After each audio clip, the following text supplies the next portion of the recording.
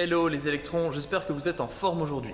On se retrouve avec un workout sous la forme d'un EMOM de 20 minutes où vous allez devoir faire sur la première minute 10 handstand push-up, de préférence en strict, et sur la deuxième minute 20 pistol squat en alternant jambe droite, jambe gauche, jambe droite, jambe gauche. Donc c'est un workout plutôt axé renforcement musculaire. On ne va pas trop solliciter le cardio, l'intensité ne va pas être hyper élevée à ce niveau-là. Par contre, prenez ça un peu comme un WOD force, mais avec des mouvements de gymnastique compliqués. Sur les handstand push-up, essayez de vous concentrer sur avoir cette position de trépied quand on arrive en bas, c'est-à-dire d'avoir la tête en avant des mains. Pour ça, sur la descente, il faudra essayer de plonger vers l'avant, qu'on fasse des handstand push-up, des pike push-up ou des pikes surélevés.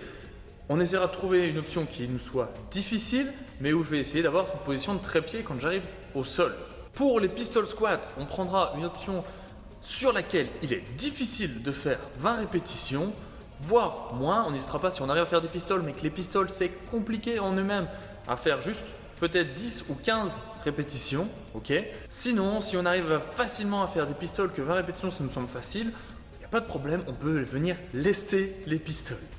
Pour l'échauffement, on va donc partir sur 3 tours où vous allez enchaîner 3 wall climb avec 14 lunges avec 6 shoulder press, donc presse au-dessus de la tête. Sur les wall climb, concentrez-vous bien sur l'engagement de votre midline. On va chercher à être le plus aligné possible en se rapprochant le plus près du mur possible. Sur les lunges, même si vous avez les deux jambes au sol, on va commencer au fur et à mesure des tours à essayer de mettre de plus en plus de poids sur une seule jambe. Et enfin, sur les overhead press, on va se concentrer sur l'activation des épaules, de bien repousser la charge et de bien venir tendre les bras, verrouiller les coudes. Pour l'échauffement spécifique, chaque progression qu'on va venir réaliser pourra être une option de scaling pendant le workout. Donc à partir du moment où une progression devient un véritable challenge pour moi, mais où j'arrive quand même à bouger, je peux essayer de faire celle d'après, mais celle où je suis en galère risque d'être mon option pour le workout pour que je puisse travailler correctement. On va donc démarrer sur les pistol squats où la première progression sera tout simplement de venir faire des squats avec les pieds serrés. Pour le pistol, on oublie un peu tout ce qu'on a dit sur le air squat avec la position du dos bien droit, vertical. Ici, on va chercher plutôt un enroulement pour essayer de faire contrepoids pour être capable une fois en bas de lever une jambe. Ok ? Deuxième progression, on va cette fois décaler légèrement les pieds, les mettre l'un derrière l'autre. J'ai toujours un pied, ma jambe majeure, ma jambe directrice qui va être à plat au sol, quand l'autre va avoir juste les orteils posés au sol. Et je vais essayer de descendre le plus bas possible sur cette jambe et repousser le plus possible sur cette jambe.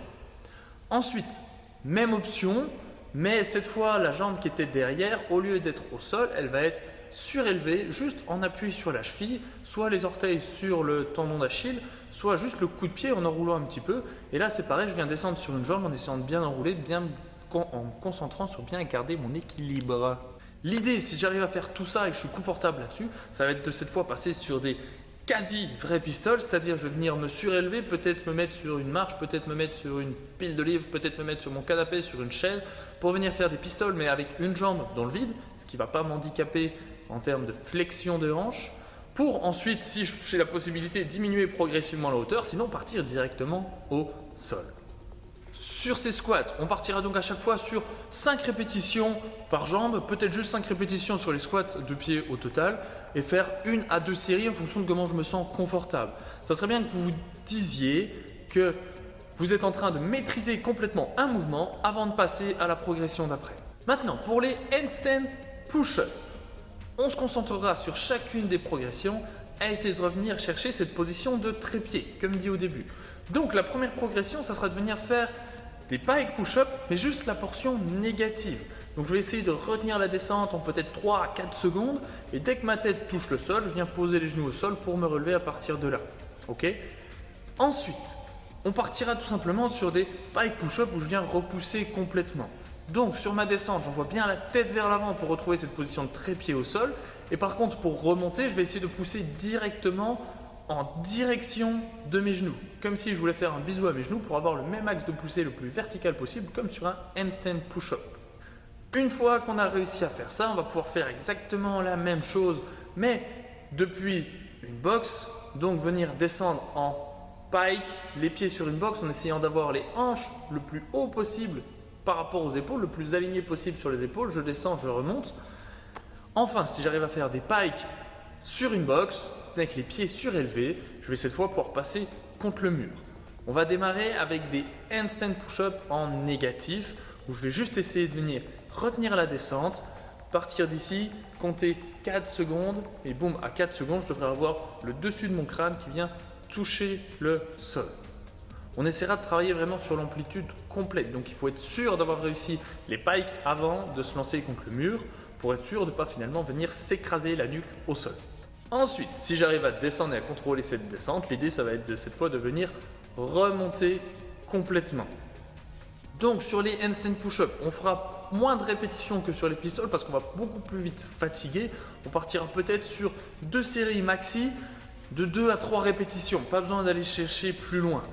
Pour le workout, même s'il est intéressant de venir faire l'excentrique sur les pikes et sur les handstand push-up, ça serait bien qu'on ait quand même une partie concentrique, c'est-à-dire une partie où je pousse et où mon corps se remonte complètement. Donc si j'ai réussi à faire les handstand push-up en excentrique, mais que la partie de remonter, la partie concentrique, je n'arrive pas à la faire en handstand push-up, ça serait peut-être mieux de partir sur des pikes avec les pieds sur un canapé, avec les pieds surélevés. Vous verrez que finalement, à la longue, sur les 10 tours de l'EMOM, si vous me faites 10 répétitions à chaque fois, vous aurez quand même des épaules énormes avec une congestion complète. Il ne me reste plus qu'à vous souhaiter un excellent wall. À tout à l'heure sur les zooms. Ciao les gars.